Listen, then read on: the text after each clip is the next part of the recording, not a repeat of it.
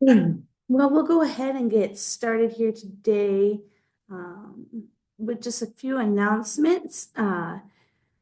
Welcome everyone to our May call. As May is Beef Month, I'm excited to have Dr. Tonzer on today to talk to us a little bit about our meat demand monitor that USDA and KSU works on together. This is an AR that we receive from the Beef Council, and we'll get kind of rolling here. At first, though, I do want to say we will have Justin Tupper, myself, and Jenna at Texas on June 24th through 26th in San Marcos, Texas, for the Independent Cattlemen's Association. It's an annual meeting. They put on a great show. If you aren't registered for that, please go ahead and do so. And then we'll be speaking there, have a booth there. So really excited to see you guys down there in Texas there at the end of June. Also in June, we'll be keeping schedule with our NextGen the 20 or the 19th of that month. I'll be live and in person down in St. Ange, South Dakota for the LMA convention is going on at that time, where St. Ange is the World Auctioneering Competition host. There we'll have a water display set up there, and then also Anna Pro with Mike Simon, who's also on our board, will be presenting on some things as well. So looks like I have a few other board of directors on, but is Bo on today?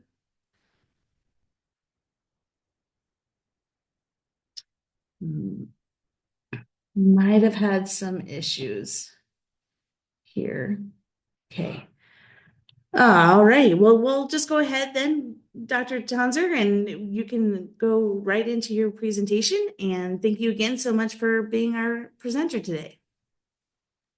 Oh, my pleasure. Hopefully you are able to hear me fine and maybe seeing a PowerPoint slide. I'll watch Maggie. She can give me a thumbs up if she does. Yeah, we're seeing the not the presenter view, but if that's the way you want it. There you Wonderful. Yep, very good. So, the title of your session here was, Next Generation Ranchers Call. I am going to jump to the meat demand monitor here in a second, as Maggie said. But for those that haven't heard me before or don't know me, my job here at K-State is I'm a research and extension livestock economist. And I'm starting there because I give lots of broader economic, what I think is going on in the meat and livestock space talks. And I don't think I'd be doing my job if I didn't take the first 3 minutes to give you some points that are outside of the meat demand monitor, and then I'll jump to the MDM. But with that, I almost always share these two slides. And again, Maggie will have these, or you can email me and I'll get them to you or whatever. Nothing new in terms of the very broad supply demand picture. Fewer animals being harvested, heavier dressed weights, less commercial beef production here in the U.S. is expected to continue through 26 and 27. That's what the numbers here are all about. And with it, we're expecting similarly historically high cattle prices. I normally would belabor that a lot more, but for the sake of time, I won't do that. I'll just say these resources are here. You can pull them later.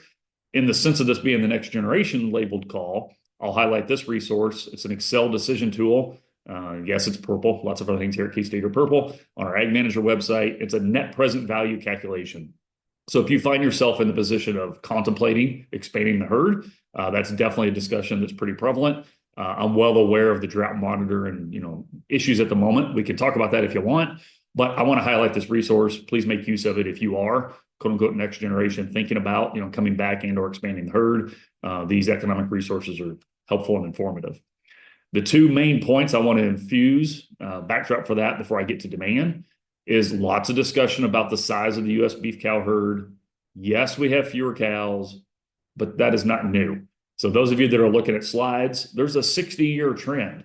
On average, we've started January with 167 fewer beef cows than the January before. And that's not to be callous about it. That's not the point of my comment. But I would argue that is not the key development in this last market run. It's a beef demand improvement reality because it's not new. We've had ongoing supply evolution that's moved from number of cows to number of pounds. And the slide that's up now is the same data, but I've appended to it commercial beef production. And the 60-year history is we produce more beef with fewer cows, full stop. Never produce more beef per cow in the system. If you take a 2-year lag look, so the amount of beef that comes out of our system relative to the number of cows 2 years earlier, we're producing about 900 pounds of edible beef per cow in the system last year. That's up over 270 pounds compared to 30 years ago.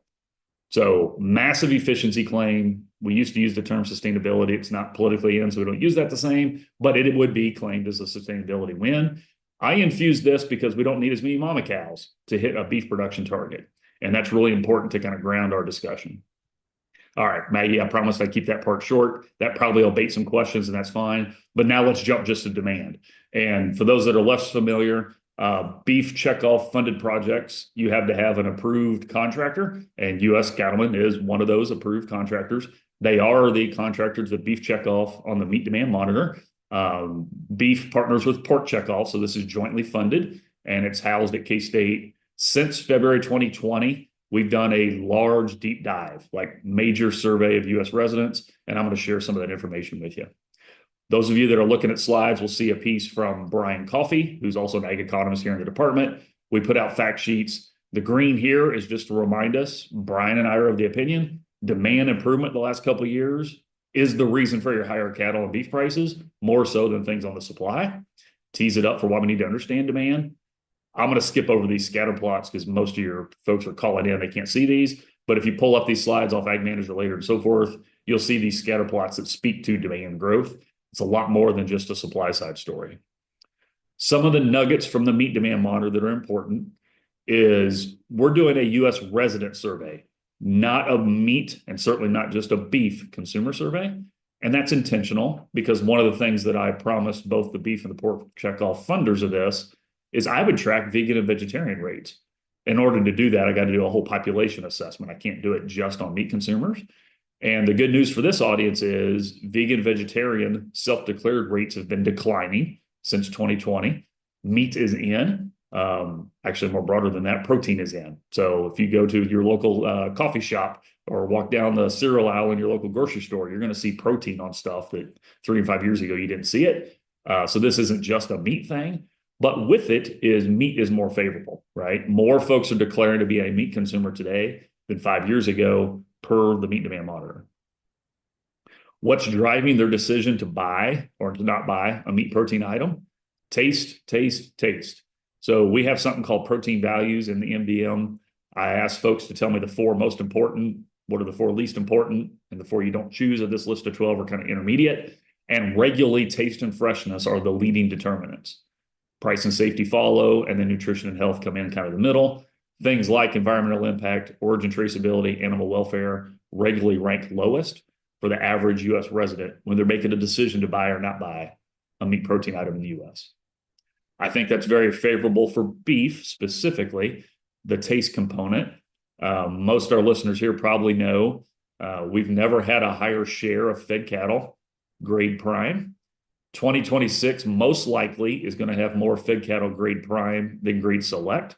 I say most likely because we're in May, right? We're not through the year yet. But if grain remains cheap and we don't have big surprises there, that's my best guess. 20 years ago, folks couldn't have dreamed of that, right? We were talking choice select spread. Now, prime choice prevalence is much more like informative because that's where the bulk of the cattle are. And I'm interjecting that because the cattle quality's improved to align with beef quality, which I would argue has enabled much higher beef prices than you would have from the supply side alone. And the meat demand monitor just reminds us that's consistent with what the public wants because taste is the most important determinant of what they're buying or not buying in the protein space. The last slide I had here, and hopefully I baited some questions. This is kind of an ugly purple one for the ones that are looking at it. We have a wealth of data in the meat demand monitor at this point. You know, we're more than 6 years into this project. I should interject. We're in our third 3-year support window. So this past October, so October of 2025, a 3-year window of support started again for the beef side. So the K-State U.S. Cattlemen Partnership funded by the Beef Checkoff, you know, we're in the middle of year 1 of 3 for the third time, if you're tracking me. So when that's all done, we should have a 9-year look. And I'm cautiously optimistic we'll go on after that because a lot of interest in this product is developing. I'm giving you that as a reminder as a thanks, right? Me, K-State, others for U.S. Cattlemen being a partner, but also the depth of the data we have now is almost growing exponentially by the month because we can look at a lot of stuff month over month, year over year, and even compared to 5 years ago now. And I can speak to over 200,000 US residents at this point of what they bought or didn't buy yesterday. And I can get so narrow as did they have ground beef for dinner or not? And how's that different if you're low income or high income? I mean, lots of wrinkles to that. And I have a ground beef specific slide that's in front of us that are able to see it, not just on our phone this morning. And the punchline here is ground beef is consumed more by lower income than higher income. More narrowly, it's more frequently in your meals. That is not surprising. So we lean on higher income households to buy the non-ground beef, primarily steaks and roast. Ground beef is an entry point for those that previously weren't beef consumers, but now are. And what's not in the meat demand monitor, but I'll append it here, just like aware of other trends, with our much heavier dressed weights, we've never had more 50% trimmings per animal than we have now, which lends to a higher share of beef in our system being ground beef. And we could talk more about that if you want, but understanding the ground beef dynamic because it's a higher share of our total beef, it's the entry point, it's the spot where lower income households that quite honestly are on the wrong side of the K-shaped economy in many ways at the moment. That's really important to understand and track as part of a deeper dive into the beef space. And I'm happy to answer more questions on that. The meat demand monitor helps us understand that. So, Maggie, I'm probably through 3 times what you wanted me at them there, but hopefully that's a quick overview. Thanks, right? And I'll take any questions. Yeah, perfect. I do have a few kind of questions going off here to the start. Of course, this with this current administration, we've been hearing about trying to make beef prices lower. Yep. With this study, are you seeing consumers not buying beef because of the current price of what it is in retail?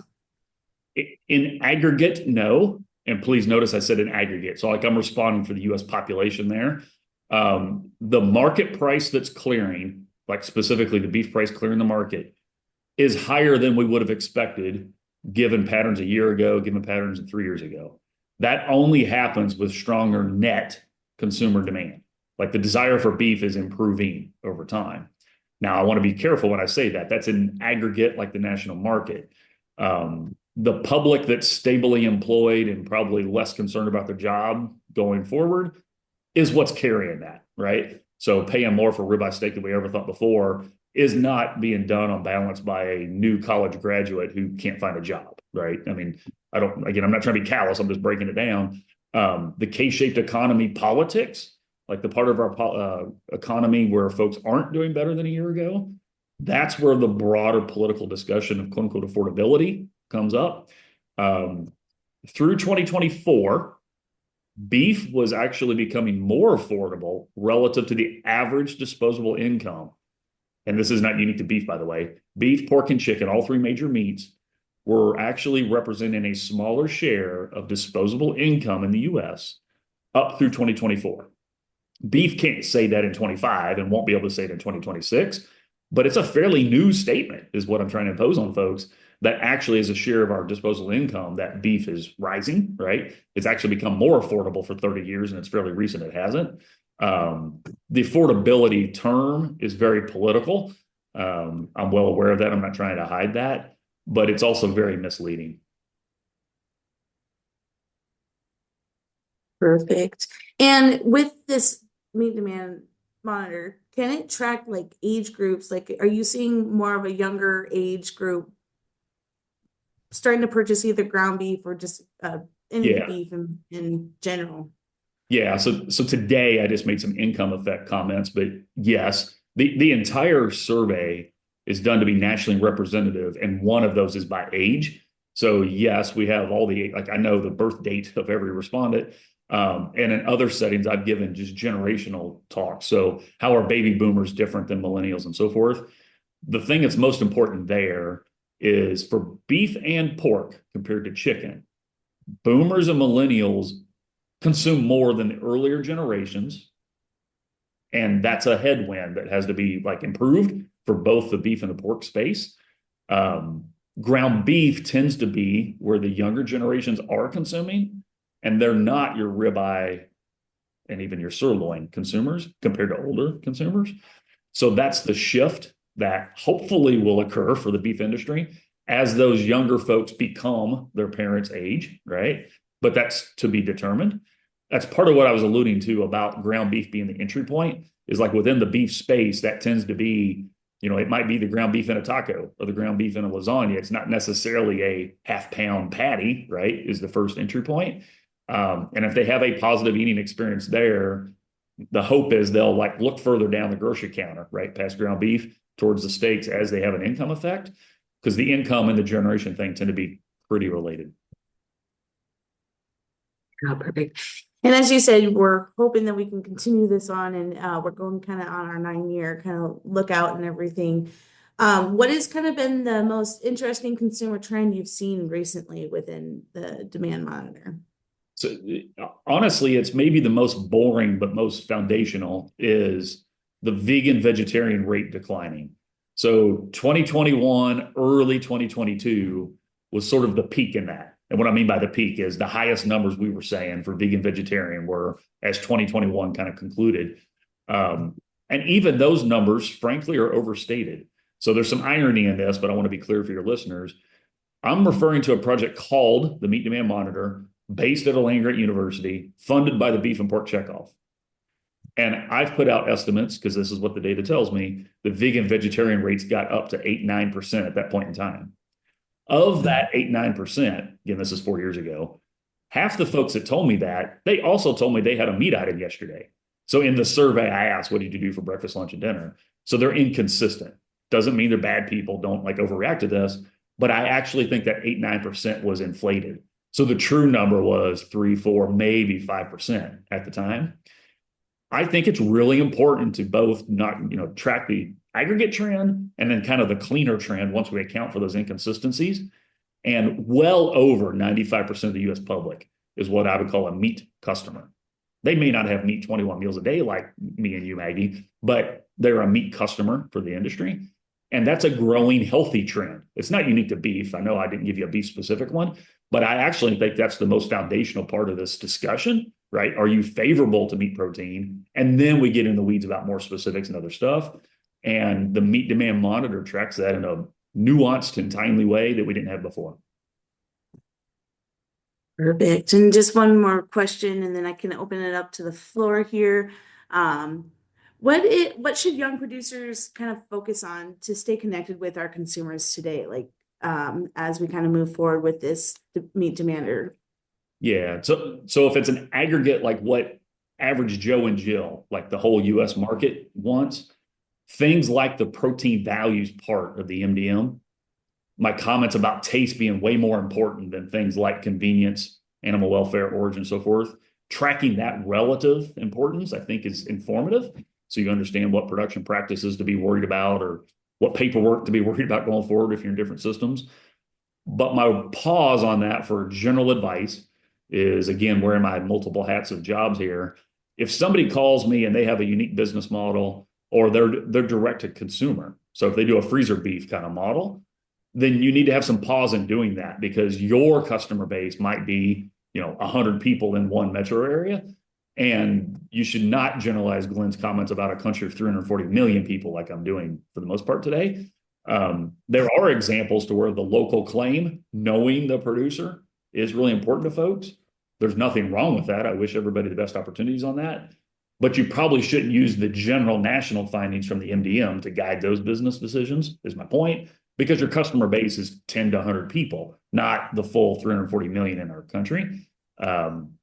I hope you heard that might sound political, but it depends on who's listening to me. If I'm giving advice to whole associations, we talk about the whole country's, consumption base. If I'm talking to an individual producer that I know is a direct to consumer, I'm going to tell them they got to know more about their specific consumers to guide those decisions. Yeah, perfect. All right. Anyone joining us here, either via the phone or here live on Zoom. Floor's open. If there's any questions for Dr. Tonzers, you're certainly welcome to ask.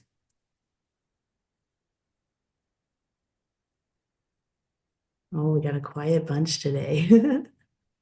Well, I just wanted to say thanks to Dr. Tonzer. I mean, this is phenomenal. I'm jumping in another deal here, but I mean, absolutely incredible. I just what you said there. There's no other questions to ask, Meg. You have that much optimism, that much good trends. The Vega numbers going down.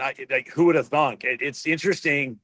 If you'd have said to us, and Dr. Hansen and I talked about this 10 years ago, what's kind of the perfect opportunity, and this would be it, right? And so all of the factors that you would say, how do you increase any product, really, right? I mean, widget, protein product, you name it, pickup.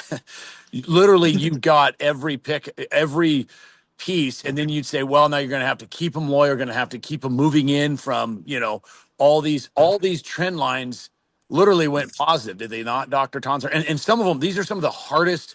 I don't think folks realize these are not easy trend lines and results to reach. What is your take on why are we not getting that? Is it just it's just our industry just can't embrace the reality, the difficult journey we've been on? I mean, give it some of the perspective. Would you ever see, as a guy that's been doing this for a while, you would ever see this current setting where we're at? No, on balance, it's very much a pleasant surprise, just to say that. I think there's two things at play. Is one, we being society for a moment, not we as in me and Jess here, are guilty of pinning all the market developments on number of cows, like Yeah. oversimplifying the market situation, and frankly, not giving the beef quality and the consumer demand strength enough credit. I think that's a accurate indictment of society. So that's part of it. The third one is this is a couple decades in the making, right? You don't get the quality of beef unless you improve the quality of cattle. And a Glenn opinion, you don't get the quality of cattle in repeat sense if you don't have a market that rewards it, right? Right. And the shift towards prime cattle is in line with some other market adjustments we haven't talked about today. But in my opinion, that aligns with more formulated, transactions. That's divisive. I'm well aware of it, but it didn't happen overnight. So that's like a 20-year adjustment we're talking about there. And at times politics gets into the middle of that. I'm well aware of that. So are our listeners. But I think it's a really good story if we pause and just quote unquote let the data speak. Great, thank you, and just thanks so much on behalf of the industry. Incredible work, and we're just this is the optimism that we all need and love. So thank you. Thanks, Jess. Perfect. And John, I see your hand is raised. You can go ahead and answer or ask your question there. Yes, good morning and wonderful information as always, Dr. Tonser. I always enjoy hearing from you. You spoke to the fact that we have increased trim, which is why we have increased hamburger production, which is also why we have a push for more import, is to mix with that trim to create more hamburger. We have a trend on the feeder side to feed 200 days plus, which is what's creating the higher prime and choice, which is also creating the trim to need the hamburger. Do you see a trend in that? I guess if we had more cattle in the supply chain, would we have the ability to supply that lean trim with our own cull cow base and cull bull base to even that out a little bit and kind of settle the system a little bit internally? Or do you see a need for imported beef to settle that trim forever? Yeah, so I concur with the trends as you described them. I do anticipate, I mean, I didn't show a drought monitor today. The biggest headwind against more cows the next 3 years, I believe, is the drought monitor. Absent that, and none of us on this call can make it rain, right? So that's up to God whether that happens or where it happens. But absent that, I'm in the camp we would be expanding the herd. And that's still maybe my best guess next 3 years. But why am I interjecting that is the cull cow market is one of them that reacts the strongest to that, right? Net expansion of the herd will be keeping 10-year-old cows at home, not just heifer retention. This group knows that even better than I do. And in the short term, that actually will pull even more imports in because of the demand for lean, as you're alluding to.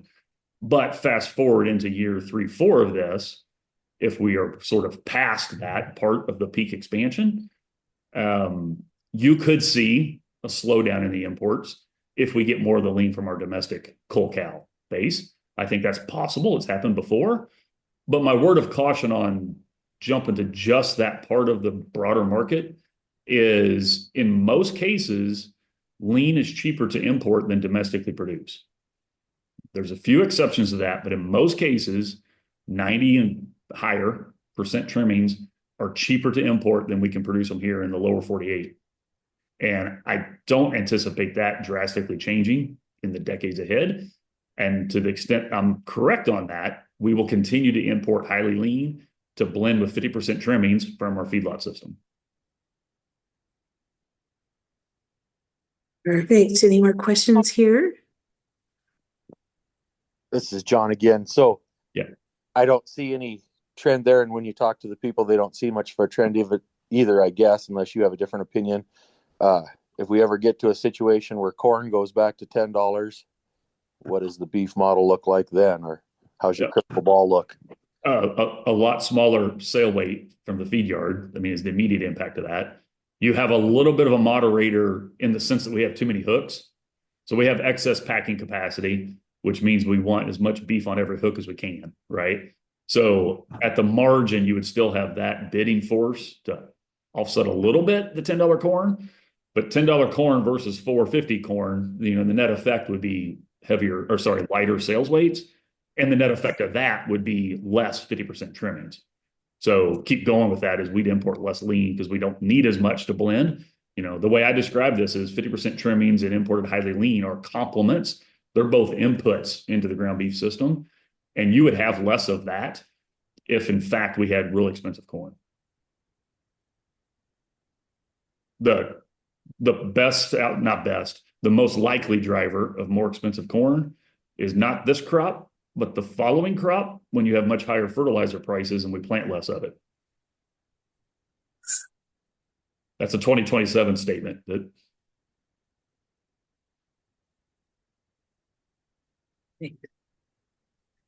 Well, just real quick here, I do want to mention that today's call is brought to us by Henry Repeating Arms, maker of the American Cattleman Tribute Edition rifle. We will be having our newsletter being sent out here shortly. Also keep up on Facebook, our Facebook posts and any other social medias where you can find out more about what kind of gun. There's a discount code as USCA members get. And offers and other offers from them. So be on the lookout.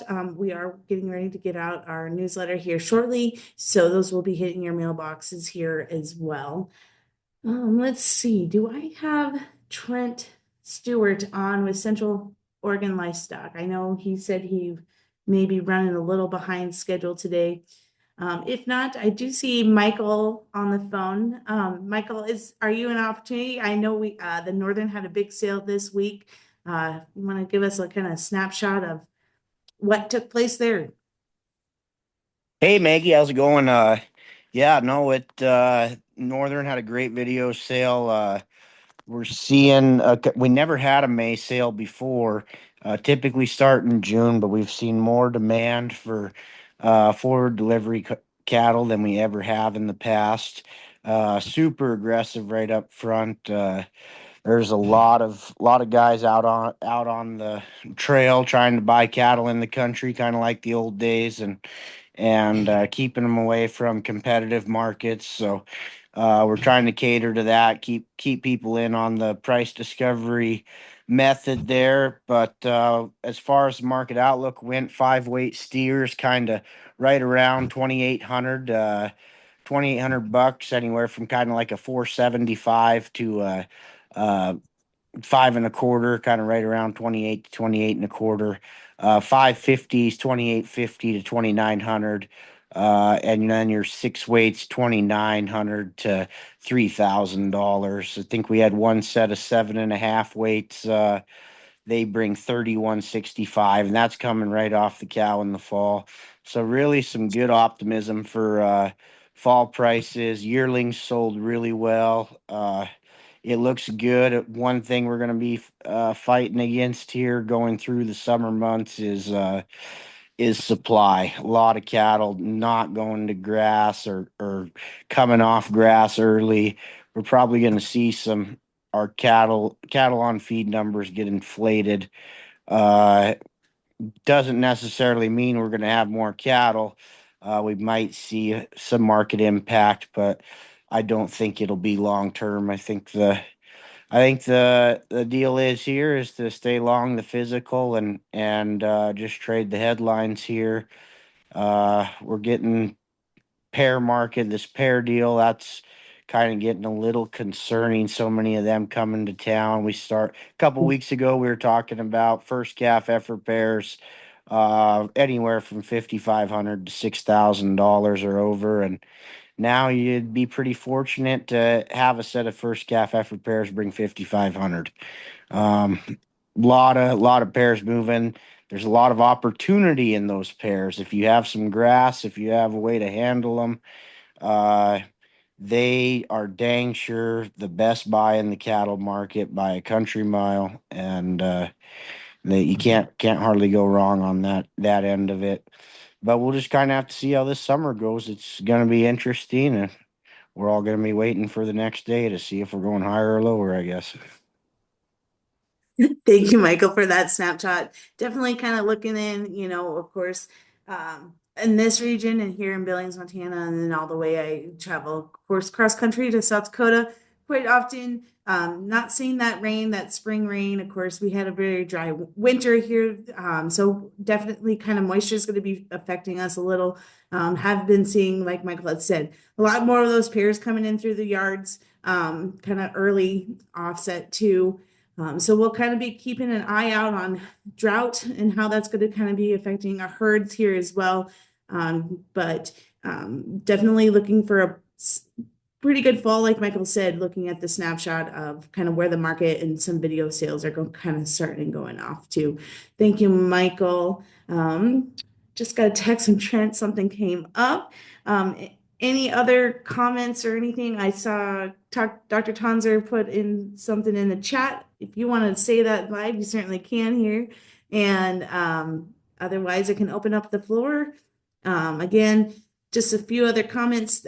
This will be up on our YouTube channel and our website here shortly after either today or first thing tomorrow morning. Looking for a bright June, as we will be kind of talking some water tank systems, as well as Anna Pro with Mike Simons. Again, we'll be in a different location. I'll be shooting you guys live at the St. Ange Livestock Ring there for June. So, Dr. Tonzer? Yeah, all I was going to say is, again, I don't know all the phone numbers on here, but the name of your program is NextGen. If you're not familiar with USDA's livestock risk protection program, you should Google it, pull it up. It's not meant as a commercial. Don't take it that way, but part of my job is to raise awareness of it. And there are sort of parallel products out there for pasture, range, and forage conditions, which are more relevant today than even 6 weeks ago. So mainly just a reminder of that. We could give whole lectures on it. That's not the point, but just make sure you're aware of it. And if you're not, Google it and you'll find some K-State decision aids on that too that I'm happy to answer questions on. Yeah, perfect. Thank you, Dr. Tonzer. Of course, in our first few calls, we did have some livestock risk talks. Definitely something I'm going to be bringing back into the rotation here, looking kind of in that July region, July, August. Might be a little late kind of for this time of year, but definitely something to always keep our eyes on and keep our next gen kind of looking forward and looking to see what that tool can help them with in the future. Anything else for today's call? Hey, Dr. Tonzer, Michael Cruz here. I was just curious here. What does the meat demand kind of look globally? Does it look like, is it the same trends as the United States, and are we heading towards, if another kind of an export market where American beef is sure the premium, and there's going to be a little bit more demand for that, or are we looking to keep it in-house? So yeah, good question. The U.S. is very unique in lots of ways. We're a major producer and consumer and exporter and importer. I mean, we're unique in a lot of ways there. We shouldn't treat the rest of the world as similar to the U.S. beef consumer. Very few countries will pay what we will for ribeye, as an example. Like the top 5% income in some countries would, but the average resident would not. Most Asian countries have a population dynamic that's actually kind of worse than the US. And what I mean by that is they're having fewer kids, so the generations are growing slower. Some of them have income growth that's slower than the US as well. So the future of meat imports, in our case, beef exports to others, is less and less Asia, more elsewhere. So like Central America, Africa, other places we haven't talked about before are going to be where you hear for the next 30 years. And I'm giving you a 30-year response because your next gen tagline here, folks are going to be around long enough. We talk a lot about China and Japan, and they are relevant markets. And the China one has been in the news more recently because of President Trump's recent announcement and trip. That's great in the short term, but the long-term enhancement is actually less in Asia, more elsewhere. And that a lot of that is a demographic difference. That's not unique to beef versus pork versus chicken. It's kind of a population size and income story. And then we get into which protein.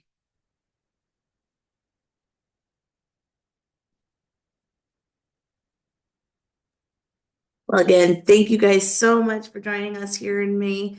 Enjoy the rest of May Beef Month as we're halfway through the month. We appreciate you guys on the ground raising our beef and making a safe consumer product. Again, I hope to see you guys in June and enjoy hopefully it's raining in your guys' parts. It is raining here in Montana, currently right now in Billings, Montana, as it's been all night. Definitely that needed moisture. So if I could package it up and ship it to your guys anybody's way, I would, but definitely hoping for some moisture in everyone's neck of the woods and be safe for branding season for those that are in branding time. And best of luck getting out to summer pasture. Thank you guys and have a great rest of your week.